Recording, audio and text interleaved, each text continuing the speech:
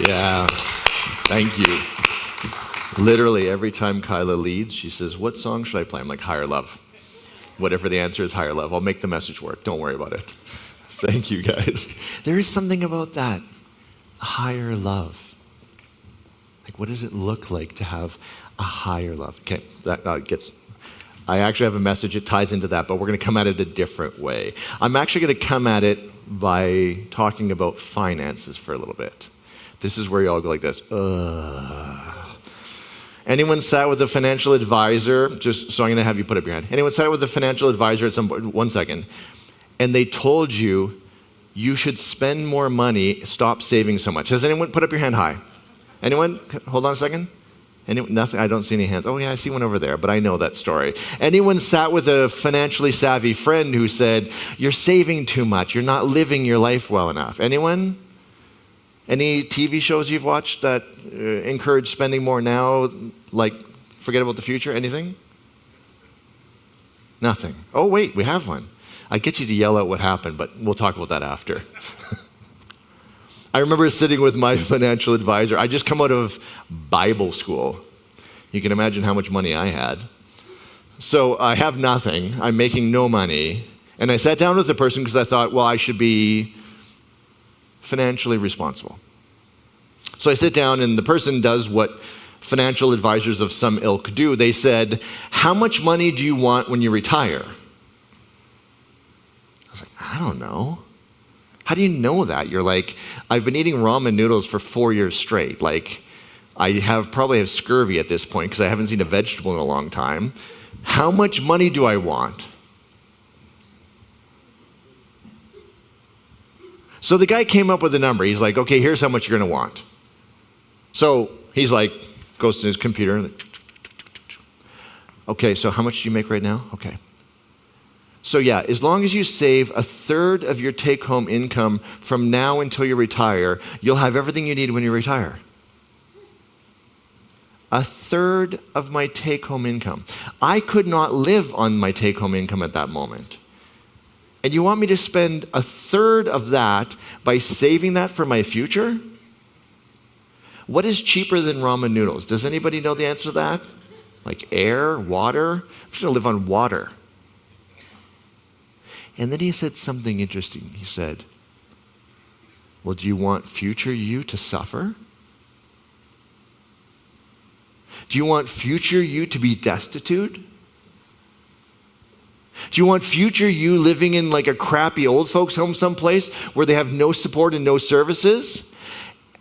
And I remember just feeling this wave of kind of like shame and guilt hit me.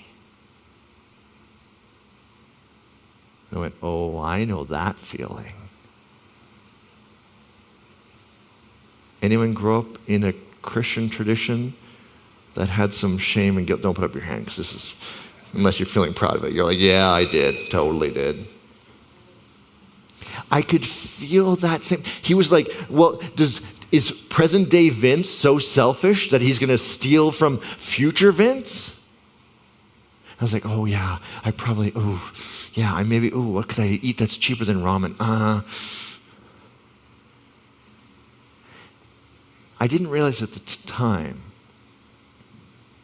but later in reflecting on it, I realized he was creating a situation where present me, the one that was eating ramen noodles and was hoping that my life would have a little bit more in it, was at war with future me. The me after I retire. The me when I'm older.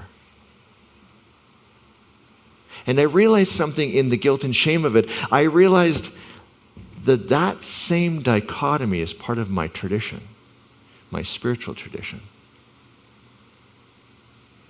Did anyone grow up with a conception of hell? Just throw up your hand. Oh, that's a humdinger one, right? Now, spoiler alert, I'm going to undermine hell in a minute, but bear with me for a second. There's a story that Jesus talks about where he seems to be talking about present day us and future us. And Jesus sets up the story as a parable. Do you guys know what a parable is? It basically means Jesus is saying, here's a story. It doesn't need to be true. It doesn't need to be factual. It's a story. The prodigal son is a good story, not because there was some guy who went off to Vegas and, blew all his money. It's a story. There's a truth in it. And Jesus sets up this story the exact same way. He says, there was once a man. He starts it that way. There was once a man. I'm going to paraphrase it because Jesus didn't use these terms, but he was an a-hole. And he was a rich a-hole. And so after he dies, Jesus says, he went to Hades. Now, be very careful here. Older translations of the Bible conflate Hades and hell. They are not the same thing. Whatever you grew up with your conception of hell, this is not it. Technical translations will say the man went to Hades. Jesus, the Jewish side, has no conception of hell like this at this time. But the Greeks do. And Jesus is talking in Greco-Roman culture. They understand Hades. Now in Hades, the man is suffering. It says suffering in flames. And Jesus says the man is suffering in flames, and he looks up to see across the way, like from me to Bryce over there. Now, there was another man in the story who was good. And it said when he died, he didn't go to Hades. He went and stood next to Abraham. Abraham was one of the superstars of the Jewish tradition. So the story is set, man in Hades because he was an a-hole, good man standing next to Abraham because he was good. And this Hades is like this from me to Bryce away. And I say, hey, Bryce, can you get me some water over there? It's pretty hot over here. And Abraham says, it doesn't work that way. You can talk, but you can't bring water back and forth. I'm not sure why, but whatever. And then the man says something different. He says, would you go to my brothers and tell them what they do in their present will have an impact on their future? Sit with that for a second. What they do in their present will have an impact on their future. Tell them to not be a-holes.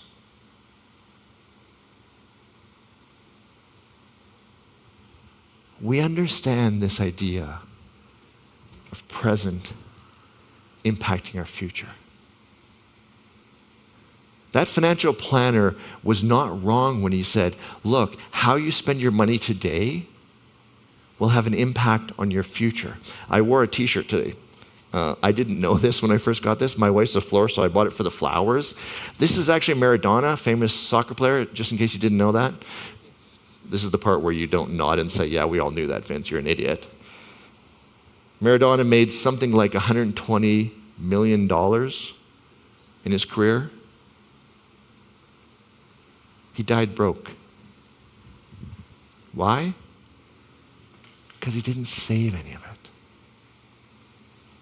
Present day him impacts future him. And so when my financial planner said, well, do you want to screw over future you? I could feel this same story that I grew up with from the Bible. And in my tradition, it wasn't Hades, it was hell.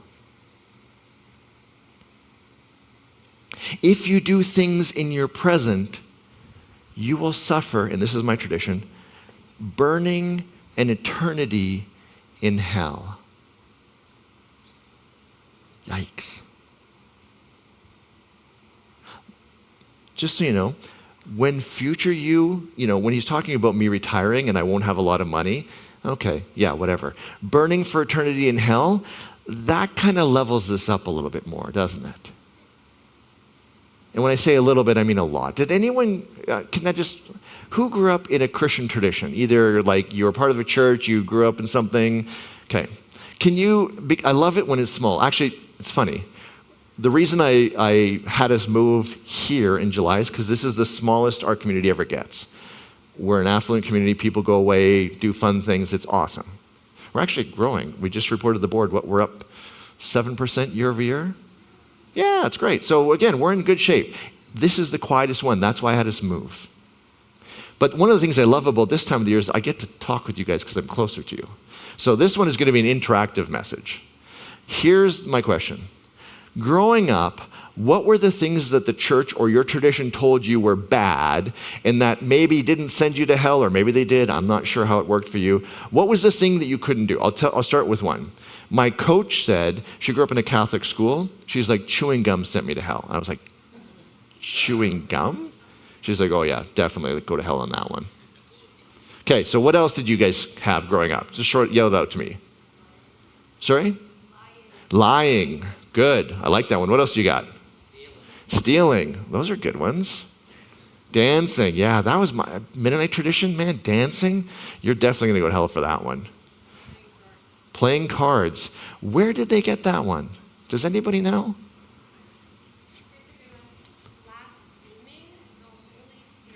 Blaspheming the Holy Spirit. Can you imagine what that means?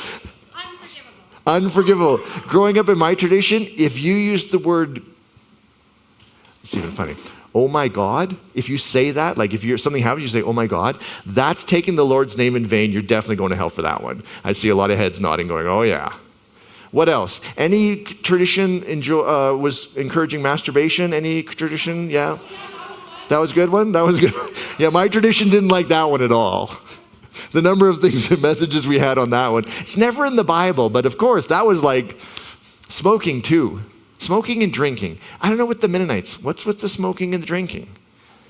My grandfather put $100 away when I was born, and when I was 16, if I didn't smoke or drink, he would give me the $100 plus whatever interest. Of all the things that I could not do. Right? I could kill somebody. I still get the $100. Can you see how the Christian tradition said, if you do these things today, you will burn for eternity when you die? That's heavy. Especially when it's playing cards or blaspheming the Holy Spirit, whatever the hell that means. But you can see how when that guy used guilt and shame, I was like, oh, I know this feeling. And it feels right. Now, if you hold on to a conception that after you die, you could go to a place like the Greek conception of Hades, or in my tradition, hell, and you would literally be on, remember I did the sin series? I put up a candle and I put my hand over the candle. There was like, this is going to be over your whole body for all eternity.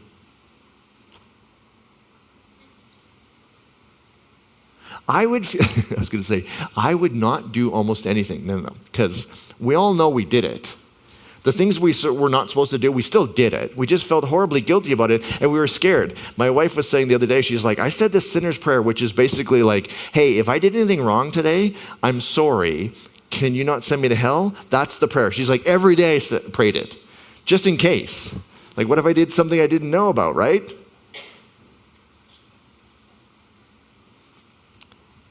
When future you risks burning for all eternity in hell, it justifies craziness in today you. I'm not going to pick on the Catholics, but I'm going to pick on the Catholics for a quick second. Sorry, all the ex-Catholics in this community, or Catholics still. In 400, they sainted a guy named Saint Simeon. Sainting in Catholic Church means this is the person who's doing spirituality the best way possible. If you want to be a good human, follow their example. You know why they sainted him? There's a few reasons, but one of them.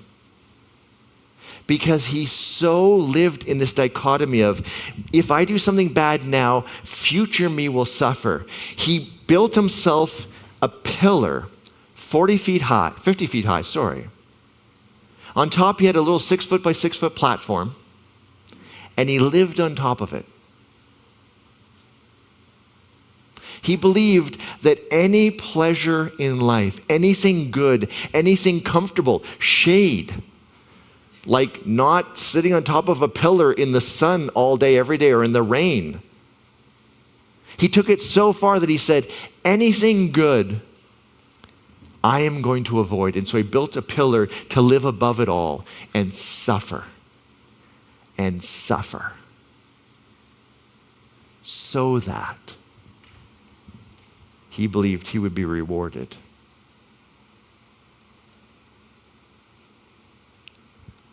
I don't know where you go with that, but that's a little messed up, isn't it? And yet, I read of that same logic, things that we do today, it's worth it. Do whatever you need to do so that future you doesn't have to suffer. There's a church called Westboro Baptist. They went to funerals of gay people and picketed the funeral. So your family, someone you love has died, you're going to the funeral, and you have to walk by people saying, gay people are going to hell. Your son is the reason why all the problems in this world exist. They suck. They are horrible. You had to walk through that to get to the funeral.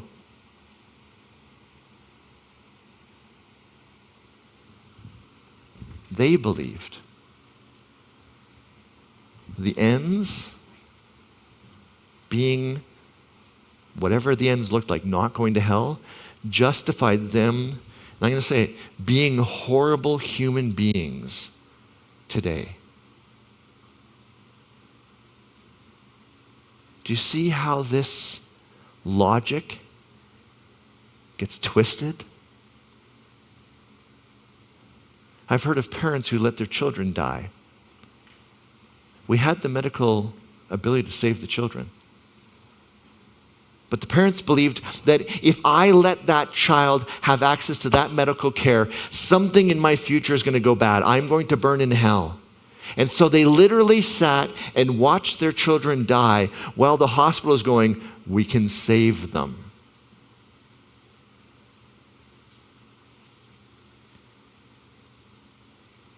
Think through the people in your life who are profoundly religious and who are living in this reality of, it doesn't matter how horrible I am today. It doesn't matter how countercultural I am. It doesn't matter how unloving I am. As long as I don't burn in hell.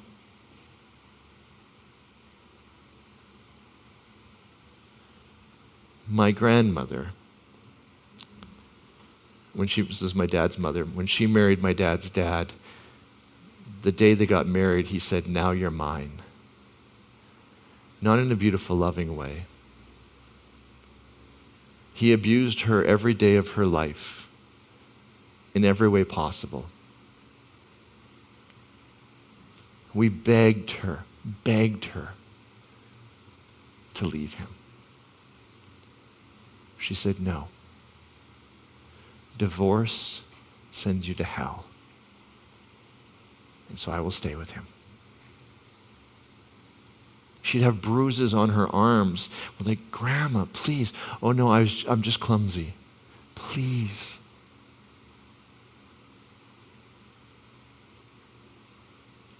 This logic, what I do today impacts my future. There's truth to it. But when it's tied to this conception of hell in our spiritual tradition, it's like it gets twisted somehow. It justifies anything today. Anything that you enjoy. No, live above that. Live on that pillar. Suffer. It doesn't matter how horrible you are. Picket a funeral. Whatever you need to do.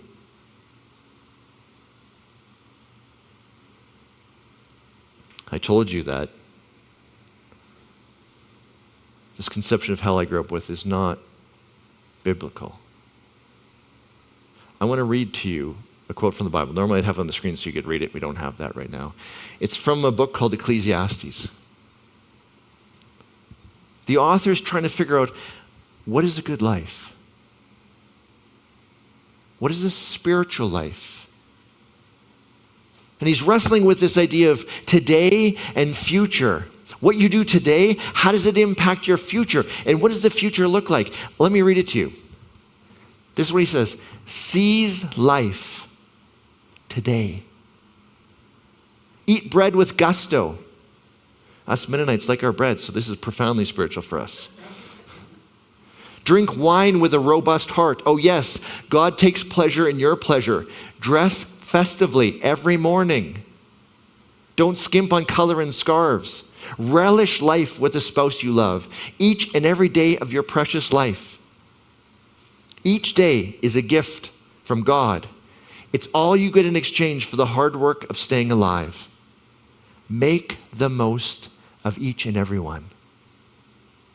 Whatever turns up, grab it and do it, and heartily. This is your last and only chance at it, for there's neither work nor thought to think in the company of the dead, where we're almost certainly headed. Does that sound a whole lot like St. Simeon living on top of a pillar? No. And when he describes after we die, does that sound like this whole Greek conception of Hades and blah, blah, blah? No. All you have is life. And then when you die, there's nothing. So, live life fully today. I feel like the pastors that I grew up with maybe missed that book. They just skipped that one. Yeah, that doesn't make any sense. Drink wine, eat bread with gusto. Actually, they would have liked the bread one. They're Mennonites. What happens if we take away this conception of burning in hell for all eternity? What happens if we look through the lens of that biblical author and say, wait a second, what does life look like? And this is where I get back to financial planning. I knew you guys saw that one coming, didn't you? Because this is exactly where you're thinking I was going. I'm sitting with my financial planner. He's guilt and shaming me. Like, do you want old Vince to suffer? Like, he doesn't even have enough money for diapers? Right? He's going in hard. And I am buying it because I am trained to think this way from my tradition. And so I'm sitting and wrestling with this idea. What's the number? What's the number? How do I live? Oh, am I spending too much? I ate ramen with an egg on top. Ooh, I'm frivolous. Right? I should have saved that money, right? This is what's going on in my head. I'm a bit that way. It's okay. I'm in New York City for work. Actually, it was my partner's work. I got to go along. And I'm in a bookstore, and I found this book called Spend to the End. Spend to the End is an incredible book. There's one line in it that changed not only my finances, it changed my spirituality. It was a line that said, the goal of life is to consumption smooth. Consumption smoothing is simple. If you currently take 3 weeks of holidays now, try and live your life so that you take 3 weeks of holidays all the time, even when you're retired. How many financial planners say, well, spend more now? No, they're like, no. Take no holidays now, and then you're going to take 6 months off at a time and live in Aruba. Right? Eat ramen now, then Aruba. Consumption smoothing said, no. Spend consistently. If you cook most of your meals now, plan to cook most of your meals after you've retired. Try and have as much fun and joy and pleasure throughout your whole life. Did anyone ever share that with you? How much money do you save? Well, enough so that your whole life is consistent. If you need a new mountain bike every 2 years, you plan for a new mountain bike every 2 years. Sorry, that was wrong. Every 1 year. I apologize. That was offside. Every year. And no hand-me-downs. 2 people just saying they're going to go shuttle Moose Mountain after the sun mountain bikes. And they didn't invite me. A little rude. Oh, they did, yeah. But my mountain bike's not running properly. Anyways, back to this message. Consumption smoothing. Now, I remember the first time I told somebody, I've just spent the last 3 years in Bible school in seminary, studying the Bible in original languages. You know what I didn't find? The conception of hell I grew up with. I told a friend of mine, he's like, then what's the point of living good today? Do you see? He had the same mindset as me. We suffer today. We live on top of a pillar. Whatever you enjoy, leave it below. Suffer, suffer, suffer, so that when you die, it's all good. When I took that out, he's like, well, why are we living on top of a pillar? Doesn't make any sense. And I was like, yes. And suddenly I realized I'm going to have to rebuild my spirituality with a whole new morality behind it. Because if you grow up with an afterlife conception of hell, you don't have to worry about morality. All you have to worry about is what's going to send me there. There's 70,000 different Christian traditions. There's probably 70,020 different answers of what gets you to hell. There's probably 70,000 different conceptions of hell itself.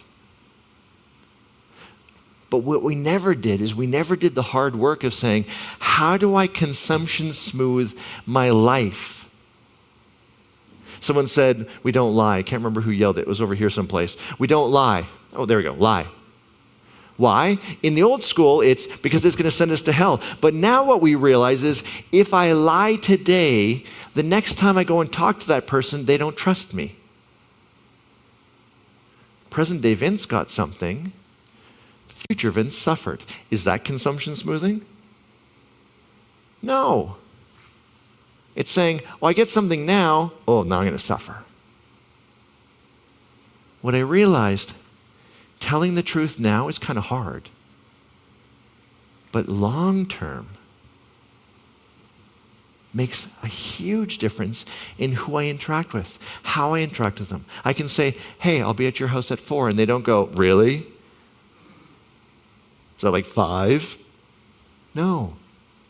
They trust me. Why do I? So I have did you guys read that report where it says 2 drinks a week is the maximum you can do for health? I know everyone thinks it's a typo, it's 2 per day, but supposedly it's 2 per week. I decided to do that. Why? Not because that was some rule, but because what I realized is every time I have a drink, even one, I don't sleep good that night. The next day I'm dragging my butt a little bit. If I have 2 drinks in one day, I feel like crap the next day. Why do I drink 1 drink at a time? Not because there's a rule about drinking, Grandpa. But because what I realized is drinking 1 drink, spaced fairly far apart, makes my whole life good. My tradition would say, well, just don't drink. Yes, but it's delicious. How do we balance the good of today with the good of the future? When I heard higher love today, that's what went through my mind. Not just I love this in this moment and who cares about the future. No, a higher love where I can love something through my life. Anyone had somebody who found religion or found God, and suddenly they don't talk to you, they go to church like 7 days a week, they never, or maybe it's they're, in the Buddhist tradition and they're like at silent retreats every second weekend and they dress differently and it's like they're full on.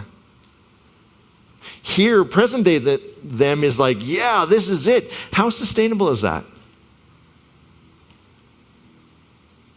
You all see them when, the person turns vegan. You're eating a steak with them one day, the next day they're vegan, and they're like, do you know where that steak comes from? Yes, cows, they're delicious. And they're giving you that hand wag, right? Do they think that they can consistently do this for the rest of their lives? I think there's some old code inside of us that likes this black and white thinking. Suffer now. Live on top of a pillar. Anything that's joy, anything that's pleasurable, anything that's good. Scarves, what was the line from the quote? Bright colors and scarves? No, that's down below. This is bad. We suffer. Right? It's like black and white. Or the other is then hedonism. No. What if we think through consumption smoothing? Why do I go to counseling? Because when I'm living not my best relationally, I suffer. Me and my wife have a fight. It takes longer to deal with. First, we have the fight that we didn't need to have. And then it takes longer for us to get through it. And suddenly we realize, wait, we don't need to live this way. What if I just did some counseling? Not live in counseling, not, join an ashram and change my clothes and shave my head. No. Smooth. Pleasure today. Pleasure tomorrow. Pleasure for our whole lives. Spend to the End showed me two things. First, I had bought into the Christian story that said, today is bad. The things you enjoy today are bad. You should feel guilt and shame for these things. Because there's an eternity that you're gambling with. And so I bought into this idea that said suffering is somehow intrinsically good. Saint Simeon living on top of that pillar, just suffering. There's some sort of spiritual intrinsic good. Honestly, I don't think that's true. I don't think that's fundamentally the universal voice of the Bible. Let me read that quote to you once more. Think of this through your life. Tweak it to say the things you love. The biking, the good sound, the D&D characters, the car that runs nice, the sports you love, the martini, the flirting you do. Put it all in there. This is what the author says. Seize life. Live pleasurable today. Drink wine with a robust heart. Don't just drink crappy wine. Get the good stuff, the stuff that you really enjoy.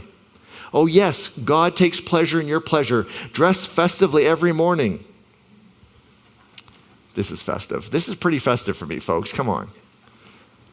Don't skimp on color and scarves unless you like to wear black, and then it's fine too. Relish life with a spouse that you love. Each and every day of your precious life. Each day is God's gift. It's all you get in exchange for the hard work of staying alive. Make the most of everyone. Whatever turns up, grab it and do it. And do it with a full heart, with as much joy and pleasure as you can. This is your last and only chance at it, for there is neither work nor thought to do in the company of the dead, where we're all most certainly headed. Not one mention of eternal torment when we die. What it is a call to say, live today fully. And to make sure that you're not going to hedonism, consumption smooth. Maximize your enjoyment and pleasure in life throughout your life. If you can get it a little bit high, do it. Do more. That's the words of the author of Ecclesiastes. May we leave here today on a beautiful summer day. May we let go of this future us story Where today us is the enemy of the future us, where we have to live on top of a pillar and suffer, and anything we enjoy, we have to suffer. May we live fully today with as much pleasure and joy as we can sustain through our whole life. Amen? This is a hell yes message, right? Hell yes. Have a great week, everybody. Next week we should have ice cream or something just to put my point forward, right? Okay, have a great week, everybody.